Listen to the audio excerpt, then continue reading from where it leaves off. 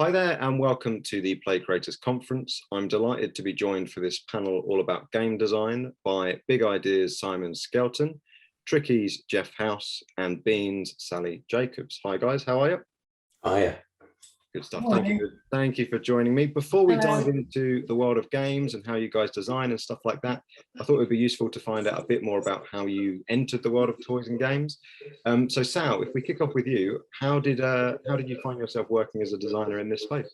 So I did product design at university, and we were designing knives and all sorts of different products. And in my final year, I had to kind of choose my own pathway of what I wanted to do, what products I wanted to go into, and nothing was floating my boat. So I went and saw one of my lecturers, and he said, "Have you ever thought about designing toys?" And literally, I'd never thought that there was such a thing as a toy designer, and it just kind of ignited a spark in me. And I was like, "This is it. This is what I've always wanted to do." And I just went off and did my final year completely based on toys. Then I got a job working for Lego as a freelancer while doing an MA in design. And I really loved that. That was literally working on the Scala range and just coming up with loads of different toy ideas. From there, I went to Hasbro, and I worked on Play School, Play-Doh, Micro Machines, Creative Play, and 1 year on games. My final year there was on games, which was great, but mainly on toys there. Then I did freelance. I set up a freelance company while I sort of had my kids and things, and worked on all sorts of lots of creative play and lots of dolls and lots of toys, and again, not so much games doing freelance.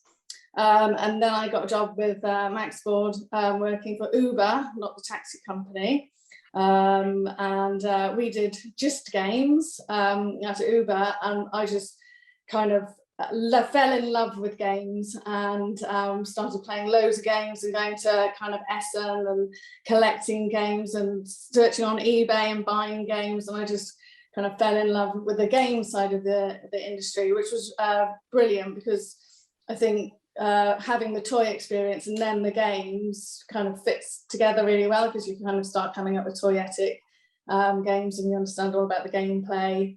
So that's, and then I've left Uber and now I'm inventing games, but that was kind of just a year ago now. So that's being on my own and inventing games is quite new for me, although I've been in the industry a long time, but I'm very excited on my new kind of pathway. But yeah, that's amazing. So if that lecturer hadn't decided to mention that, you could have been designing knives. We could have seen a range. I could have, yes, knives. I know that was a thing. Exactly. No, and it just makes you realize that just, you know, one person can really affect your direction in life. You know, one sort of comment or one kind of, because if it hadn't been for him, who knows what I would have been doing now. Exactly. Yeah. So exactly. Amazing. Thanks for that, Sal. And Geoff, was kitchenware on the cards for you before toys, or what? How did you get? It's actually strangely similar. Actually, I mean, I've always been massively into kind of cartoons and Saturday afternoon TV shows. So all that sort of pop culture stuff has always been a massive part of my kind of growing up. So I was always into that and played D&D and all that sort of stuff as a kid. So that was always there. I went to uni and did product design. And again, one of my lecturers used to be one of the design managers at Hasbro, and I knew nothing at all about it. Wasn't I was fully expecting not to go into knives, but to go and design like kettles or something exciting like that. But yeah, this guy one of my lecturers once showed us his portfolio and said, I used to work here, and I just thought that's the best thing ever. You can do toys. So bothered Hasbro relentlessly actually to get a placement year. And they eventually gave me a placement year there. And then I went back there after I finished my degree.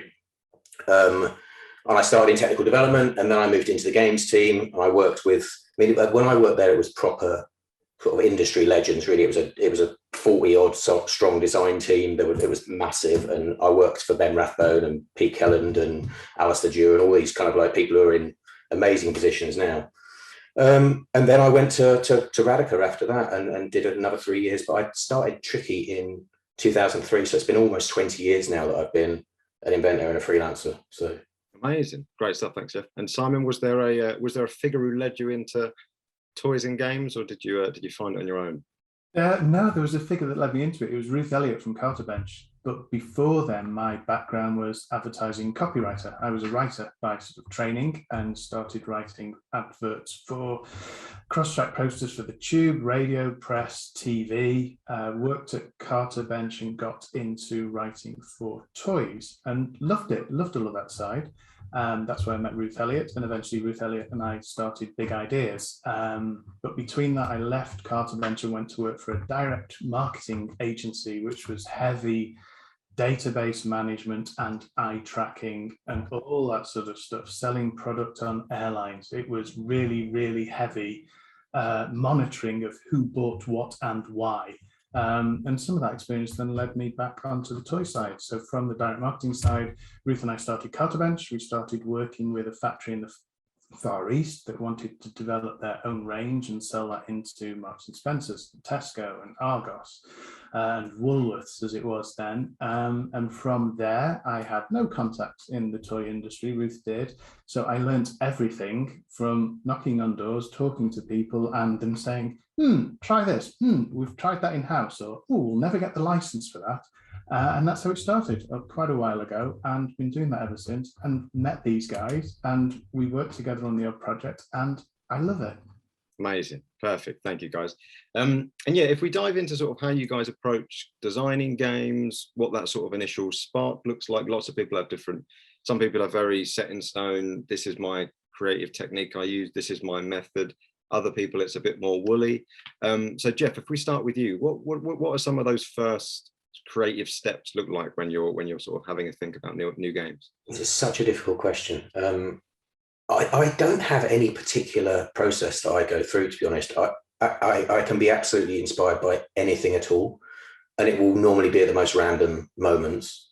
So I tend to keep a series of notebooks. I've got notebooks going back for 20 years that I still go back to the original ones now and look through them, because I just write down random words and draw something in there. And perhaps it never comes to anything. Perhaps I don't even work on it at the time. But then you find later on, you go back to it and go, well, actually, why did I write that down, and start thinking a bit more on things? But there is no real process for me. It's just that kind of like that light bulb moment out of nowhere, and you think, oh, okay, well, I'll give that a go. Quite often it comes to nothing. Quite often the ideas that you have in those moments, you think, oh, that's brilliant, that's going to be the next big thing, and then it's just utter nonsense. But so on that, Geoff, just quickly with that notebook, can it be a case that sometimes, especially with games and mass market games, would it be a strong name and you think that's such a good name, I'll build a game around that? Or is it sometimes works that way? Yeah. To find two words that rhyme and then go with that. Amazing. And Sal, in terms of how you start, I know we spoke before about, you mentioned sort of one step new and how you can be inspired by other games, but how do you look at this sort of stuff? Oh, Sal, I think you're on mute. There we go. We unmute. I'm on mute, sorry. There we go. Sorry.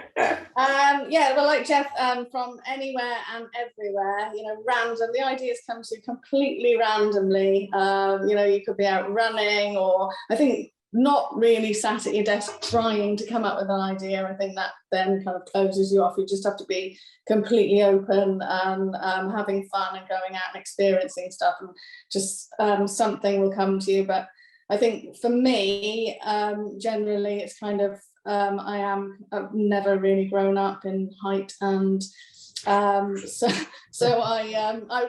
I watch a lot of Disney films and all. I love all the new Pixar films. I read comics like Geoff and collect toys, and I get excited about a charity shop full of secondhand games that I can kind of look in and take apart, or toys. And so it's just kind of immersing yourself still being a kid, I think, and having fun. And then something will come to you. And like Geoff, I have notebooks and write the ideas down, and then we'll go obviously to the desk and make sure there's nothing like that out there, and kind of look what else is on the market, and develop it from there. And 9 out of 10 times things don't go anywhere. Or then generally also I'll get some kind of, I don't know if people do this anymore because they're 3D printers, but I do get foam board and a glue gun and try and mock something out and see what I think it's going to look like, and kind of cobble something together and try and play it to see if it is fun or not. So that's kind of how it works. But yeah, ideas literally just got to be open, out there and having fun, I think, and just, yeah, the ideas will come to you. Absolutely. What you said there, Sally, about being a kid, actually, I've always found as well, my kids have been, or any kids, are an amazing source of ideas and inspiration. It sounds really kind of corny, but watching kids play, or just watching kids TV shows and that sort of stuff, it's always good. There's always something kind of interesting that kind of comes out of it. So it's definitely not, because my kids are like Geoff's getting older now, so they're getting out of all of that, picture storybooks and that, but I still read them because I'm kind of like, I don't know, there's relevant stuff in there, and little things, like you're saying, rhyming words and stuff like that will just kind of go, oh yeah, actually that could be such and such. So yeah. Absolutely. And Simon, do you agree? Is it better to be a sort of sponge and take in inspiration from all over the place? Yes, is the short answer to that, Billy. I think ideas come from, I suppose, two areas. One at one extreme is wish lists from clients. A client will send a wish list through saying, I'm looking for something at this price, or something with this feature or function, or etc. At the other end of the scale, it's as Sally and Geoff said, it's from anywhere else. And I find quite often it's from outside the toy industry. So as my colleague said, yeah, it's watching kids play, it's social media, it's wandering around the garden centre, at the theatre, going for a walk. So I suppose it's, if the idea isn't coming, go and do something else, and it'll still be sort of festering at the back of your mind. Or pick up the phone to one of these two and go, I'm stuck, help, shall we collaborate? And it's as simple as that. It's looking for inspiration elsewhere and working with people who are better than you. Yeah, absolutely. And one thing I think that's worth clarifying as well, or raising, is that, when we speak to people that are new to it, especially that people aren't in the industry that think they've got ideas for games, it's often, all three of you have been involved in games where there is no board, where there's no dice, where it's largely wearable. You might be wearing something or running around looking for stuff. So do you think that's also another reason why this space, whether you're established like you guys or new, that the actual parameters for what a game is today and what companies are looking for, and the fact that if I'm going to sit down and create a board game, I've not got that, maybe what was, quite a while ago, I need a board, I need dice, I need counters. Is that quite a freeing thing as designers, that actually nowadays what makes for a game is quite a broad spectrum? Sal, what do you think about that? I think things have changed over the years. Everything's more fast paced now, and kids are open to much more on the internet and social media. In my day, I was happy to play kind of like Blockade, Chinese Checkers, Downfall, but now you get games with burritos and avocados, and because kids know what this stuff is, whereas when I was a kid, I didn't know what an avocado was. So I think that there is a much bigger scope for kind of doing really kind of wacky things, because they're open to so much more media and information, and they're, I guess, a bit more savvy. But yeah, things are more fast paced as well, and I think everything's on demand. Your TV and your Kindle and everything's on demand. So kids don't necessarily want to get something out and take a long time setting it up. It's just, there is a need for it to kind of be instant. There is also a need, I think, for the more in-depth board game with the boards and everything else. But yeah, certainly I think kids are different and demand kind of different, more kind of high octane, I guess. Yeah. Concepts. And Geoff, to that point as well, obviously, looking at, you've got a game where it's two pairs of very fetching pants and some cards. So is that quite a fun thing when you're developing games? These things can be all sorts of play patterns now. You're not restricted at all. I think that's it. There's no real rules at the moment, and there have always been games like that. I mean, you go back to Twister and stuff like that. I mean, they're games that aren't based around boards, of course. It is quite freeing, and I think manufacturers always love to see something that is just different, and that's you've almost sold it immediately. I think as soon as you kind of walk into a pitch and go, look at this, and you pull out a pair of massive pants, it's people go, oh, that's funny, or I mean, they hate it. They may just laugh and go, no, it's not for us. But it's just something different, and it's not what the last fella went in with, which is always the best way to start a pitch. If you can stand out from the last guy who went in there or the person after you, then that's always the best way. Absolutely. And Simon, on that again, you've had stuff where you're wearing things for games and things like that. Do you think, to Geoff's point, is that during the pitching process, does that make it a bit more different than if you go in and you have a card game, for example, and you're immediately up against lots of other card games? You can go in with a real differentiator. Does that help? It does help, because we probably get 5 to 10 seconds in your pitch, and probably not quite as long on the shelf or on Amazon or on another platform to capture someone's attention. So yeah, it needs to be, as you said earlier, a name or a gimmick or a look or something that is just a bit different. It doesn't have to be radical, it just has to be different what is out there at the time. Children play hasn't changed that much from 100 years ago, because it's still played outside and still do random things around the house. I think today it's just finding a way of taking that play and taking those things and packaging them differently and in a more fun and instant way. Yeah, absolutely. And then Sal, I was going to ask, in terms of we read a lot and we write a lot about trends and where people look for ideas.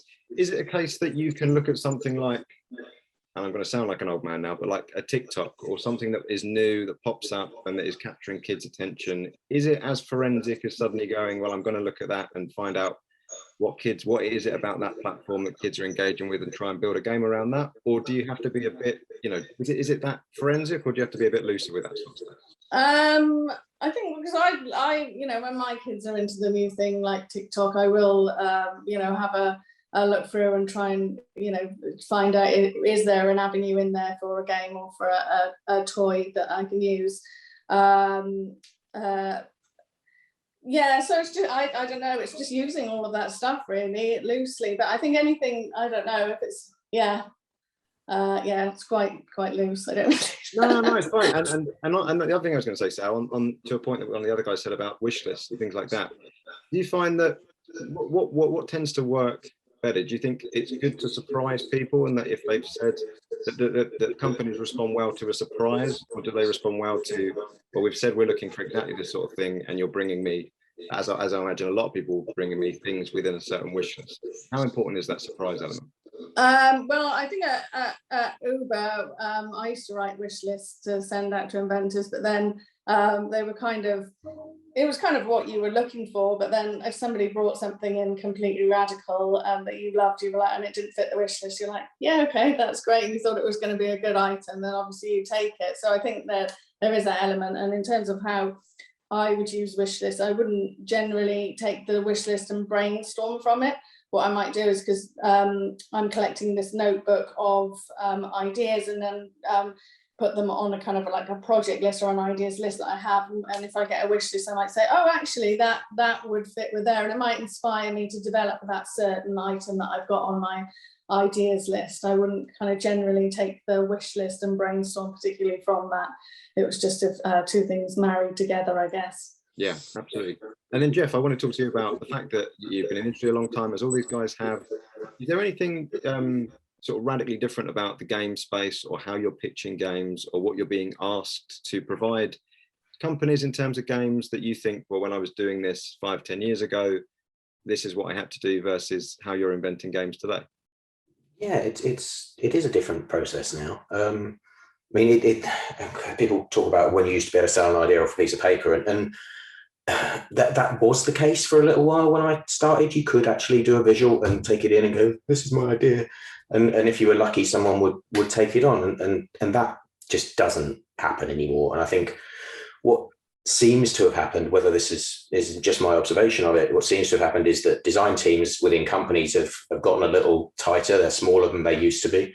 The guys who are in those teams are probably expected to do a little more, or as much as the bigger team used to do, so they get less time to work on projects. And that probably means that more of the weight is shifted onto the inventor to put together a more rounded concept and a more detailed package, I suppose. So that's certainly different. And everyone talks now about the video, how important the video is. And I think probably when people started doing videos, I was quite resistant to it. I didn't like the idea of putting in another level of kind of complexity, but actually it's brilliant. I'm a complete convert to that. And to be able to put together a video and pitch your own idea instead of relying on whoever the person you pitched to go and do it to the team is just great. It gives us such a good opportunity to kind of go in and show the idea to its best. So I think it's got better. I think we have to work harder, but I think it's gotten better as a result. Yeah, absolutely. And Simon, in terms of any industry evolutions you've seen over the years, is there anything key that you think has changed in the way in the board game space particularly? That's a good question. I think it's what Geoff just said. I think it comes down to presentation has changed from my point of view in terms of pitching it in. And I think because we have the technology now to make a video easily, and it's no different than what television and movies have been doing for years. They give you a trailer, they give you a taster. They probably haven't produced the whole thing, but they give you an idea. And so invention in terms of toys and games has probably just caught up with that because the tech's available to us. Have things changed? I suppose Pieface relaunched, and Pieface was out years ago. So in that respect, no, it was bringing back a great fun game and using social media to promote it and using social media to find that magic moment which made it relaunch. So I think we're all just open to different avenues to see things now and kind of pull some of those together and put them into a board game. And great examples of that are the licensed games. So when you see what, say, Ravensburger has done with Villainous, just taking Disney content, some of that really old Disney content, and making a beautiful game from it, that just shows that some things are just better looked at differently. Yeah, 100%. Simon, I was going to ask actually, you've designed a few games based on brands as well. Do you think in today's industry, the sheer scope of the different brands that are finding themselves in board games, whether it's a Disney movie, we covered a game based on DJ Jazzy Jeff from the Fresh Prince's Summertime Song is now a board game as well. Do you think as designers that license space is actually, from a creative design standpoint, more exciting now than maybe it's ever been? I think it's more accessible than it's ever been because there are more ways for consumers to see the media. It used to be television and film and perhaps theatre, maybe books. Gruffalo is a good example of that. So I think there are more opportunities to see, which is why we have so many bloggers pushing certain things, and it's out there instantly, and people go, okay, I could make a game out of that. So I think the more opportunities to see has helped. In terms of licenses, I think there are now more assets than there used to be, which also helps. Royalty rates are getting higher, prices out of China or wherever are getting higher, so that makes it harder with licenses, but you've got a mass exposure. It's about having the right product ultimately and the right license. You could have a beautiful license and a rubbish game and vice versa, and it wouldn't work.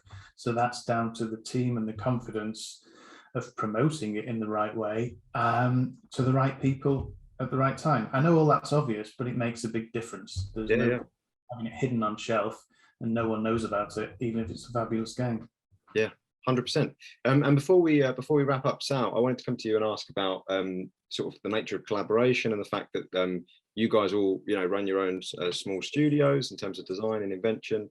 There might be other people sort of watching this thinking, I've got a great idea, but this part's missing, or I need, I've hit a bit of a dead end. In game design, it's not unusual for teams and individuals to pair up and work on stuff. What are some of the benefits do you think about that sort of collaboration side of game design?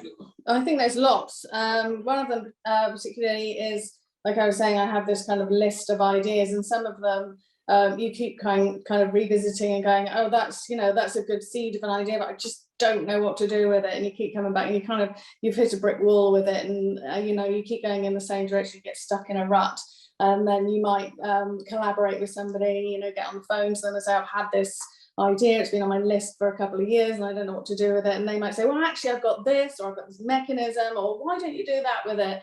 and you immediately bring that idea to life. And so, you know, that's amazing, because you had an idea that was kind of not going anywhere, stuck on your list, and then all of a sudden you've got a game or a product that you can pitch in. So bringing ideas to life in that way is brilliant. But also, we've all got strengths and weaknesses. You know, some of us are good at mechanisms, some of us are good at gameplay, some more toyetic. So, you know, you try and work with people that, you know, have got strengths and weaknesses that meet and that help one another. I've lost my words then. But yeah, so you can help one another that way by working, collaborating with people. Absolutely. And inspiring each other. Totally. And Geoff, is that sort of your experience as well in terms of some of the benefits of partnering up on projects? Yeah, and I mean, we do it with new projects as well as old, and I think that's one of the real advantages for it, to be honest, is you know, we've all got cupboards like I've got in the back here full of unsold ideas that we still think are brilliant, but maybe need something else, or they need a fresh set of eyes. That's always a great one. You can pull something out and show another inventor and go, look, I did this, and there's something in it, but where do we go with it, and work with other people in that way. And you know, it may be that from doing that, the product changes entirely, or that inventor's got something else that is a little bit similar maybe, and you can combine two things and come up with something completely new. It's just a lovely way of working, and we're all sat in little rooms on our own quite a lot of the time, so working with other people is just a joy, really. So I thoroughly recommend it. Yeah. And Simon, on that as well, you know, you've worked with collaborate with lots of designers. Is there any sort of key things about making a collaboration work? Is there anything? Because it's, you know, like we said, we've sung the praises of why it works for people and why people should be open to it. But when you're actually then collaborating and you're working together, you know, how can you get the best out of each other? How can you make it a smooth process? Or is it about just finding like-minded people so that, you know, you get on already, and then the process of design maybe isn't going to be far away from just getting on generally? It doesn't matter if you get on or not. What matters if you're fair and honest. And I don't mean that as a stupid answer. I think it's important to be fair and honest. Having the confidence to sit down with another designer, inventor, and tell them what you think is good or bad about your idea, and the same about theirs, is quite a step. And it can come across as being rude, and you can come across as being precious. And I think once you get over that hurdle and sit down with them and work on something new or something that's stuck, that's when you get the best out of one another. They become your friends, they become people you work with well, but it's getting over that first barrier of cutting to what's right or wrong with the thing that's on the table. And that's not easy. It's not. We're all a little bit scared, especially being Brits. You know, you're a little bit nervous of saying, well, that's rubbish because of this. You know, you go to Geoff's Narnia cupboard that's full of all sorts of goodies and bits and pieces, and most of which you can buy on eBay, by the way, people. No, but it's important. You pull something out of the cupboard, and there'll be just one thing that's said in a 20-minute or 3-hour conversation that just turns it around. And I think it's being able to say things out loud that may be rubbish, that someone else picks up on and go, yeah, but, and that's sort of just the but. Absolutely. No, that's great stuff. Actually, having that kind of archive of ideas as well, so that you can kind of go, yeah, with that one, that's a no. Let's move on to the next one, and not getting kind of hung up on one thing as well as a group is hugely important. Yeah, amazing. And my last question, as we opened by saying that there was sort of someone in each of your lives that sort of steered you onto this path to be sat here now.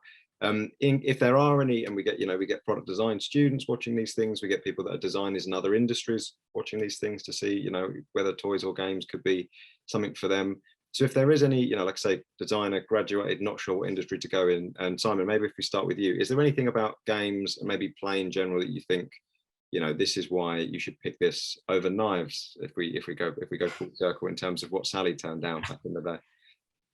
It's fun. It is. It's fun, and make it fun and keep it fun. And don't be precious. Don't be precious about your ideas, the colorways, the shape, anything like that, because the consumer will not cut you any slack if it doesn't play well or doesn't look good on shelf. They don't know you. They don't care.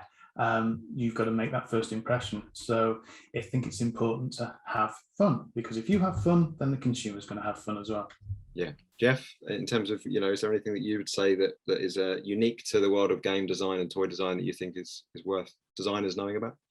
For me, it's the people, actually. And it sounds a bit corny, but actually, I mean, I'm still working with people that I started working with, almost 30 years ago, which is just brilliant, really. And I've made some really great friends. And I see them all at toy fairs and trade shows and all over the place, and we have a good laugh, and it's fun, and I enjoy it. It feels a bit more like a family, which is kind of nice, and I just enjoy working in it, really. Yeah, amazing. And then Sal, in terms of you? Well, the same as Simon and Geoff, that it is fun, and the people are fantastic and fun. And like Geoff says, going to all of the industry events, it's like having a big family and going and have a drink with everybody. I've missed that over the pandemic. But also you're not working on the same thing day in, day out. Obviously, you might be, I don't know, wearing an inflatable on your head one day and running around the garden doing something else another day. You never know what inspires you and what you're going to be working on and doing next. So I think from that, it's really varied and fun, and the people are brilliant. So yeah, it's a great industry to be in. Amazing. Well, hopefully we've coaxed a few people into it off the back of that. So a huge thank you guys for taking time out to join me today. Thank you guys for watching, and hopefully we'll all catch up very soon.